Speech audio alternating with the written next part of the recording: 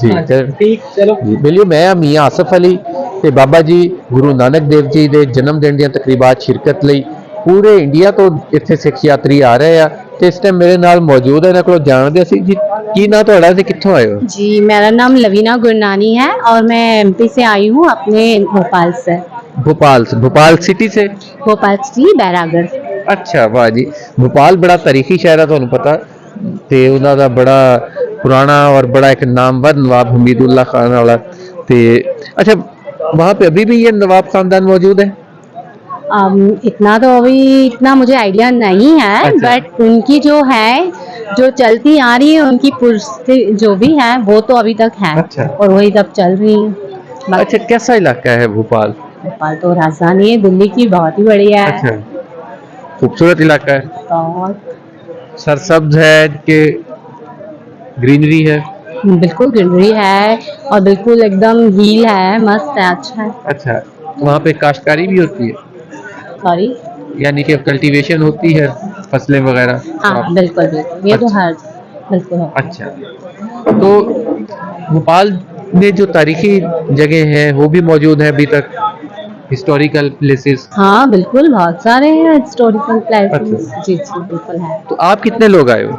हम लोग हैं, हम लोगों का जत्था तो काफी बड़ा था बट लकीली गुरु बाबा की मेहर से हम सिर्फ अभी तो 7 जने ही चुने गए हैं भोपाल से। अच्छा। भोपाल में और भी हैं बट हमारे जो सिटी से आए वो 7 जने हैं। अच्छा 7। तो कितने लोगों ने अप्लाई किया था? बहुत लोगों ने अप्लाई किया है ऐसे तो मतलब ग्रुप देखा जाए तो इंदौर भोपाल सब मिलाकर काफी आए हैं, बहुत सारे अच्छा। जत्थे में आए जी। चले अच्छा ये वैसे बड़ी गल है कि चढ़ते पंजाब तो इलावा बाकी भी जे अंदरों जाके अगे इंडिया तो भी जेडे लोग आ वो भी आ रहे हैं ते भी भोपाल तो आए बड़ा चंगा लगा। घूमो फिर जो वापस जाओगे फिर तुहाडे नाल गलबात करेंगे। बिल्कुल शुक्रिया थैंक यू। दोस्तों अस्सलाम वालेकुम। ਅਸੀਂ ਅੱਜ ਵਾਗਾ ਬਾਰਡਰ ਤੇ ਮੌਜੂਦ ਹਾਂ ਤੇ ਬਾਬਾ ਜੀ ਗੁਰੂ ਨਾਨਕ ਦੇ ਗੁਰਪੁਰਬ ਤੇ ਬਹੁਤ ਸਾਰੀਆਂ ਸੰਗਤਾਂ ਦੇਸ਼ਾਂ ਵਿਦੇਸ਼ਾਂ ਤੋਂ ਪਾਕਿਸਤਾਨ ਪਹੁੰਚ ਰਹੀਆਂ। ਚੜ੍ਹਦੇ ਪੰਜਾਬ ਤੋਂ ਭਾਰਤ ਤੋਂ ਵੀ ਬਹੁਤ ਸਾਰੇ ਲੋਕ ਅੱਜ ਪਾਕਿਸਤਾਨ ਪਹੁੰਚੇ ਹੋਏ ਆ। ਅਸੀਂ ਵਾਗਾ ਬਾਰਡਰ ਤੇ ਮੌਜੂਦ ਹਾਂ ਤੇ ਉਹਨਾਂ ਦੇ ਨਾਲ ਗੱਲ ਕਰਦੇ ਹਾਂ ਕਿ ਉਹਨਾਂ ਨੂੰ ਪਾਕਿस्तान पहुंच के कैसा लग रहा। एक दोस्त साडे नाल मौजूद है। सरदार जी सत श्री अकाल। सत श्री अकाल अस्सलाम वालेकुम। सब तो पहले तो पूरे पाकिस्तान ਨੂੰ मेरी तरफों ढेर सारी मुबारकबाद। गुरु महाराज दे प्रकाश पर्व दी अल्लाह खैर करे। ਤੁਹਾਡਾ बड़ा प्यार है। पहली बारी आया हिंदुस्तान विच बड़ी चीज़ा में सुनता आया पाकिस्तान है वो इत्थे आके मैंने बिल्कुल निकल नहीं लग्या। मैं निकल लग्या मैं अपने घर विच आ वही मोहब्बत वही प्यार वही बंदियां दा एक प्यार दा जुनून मैंने देख के बड़ा चंगा लग्या।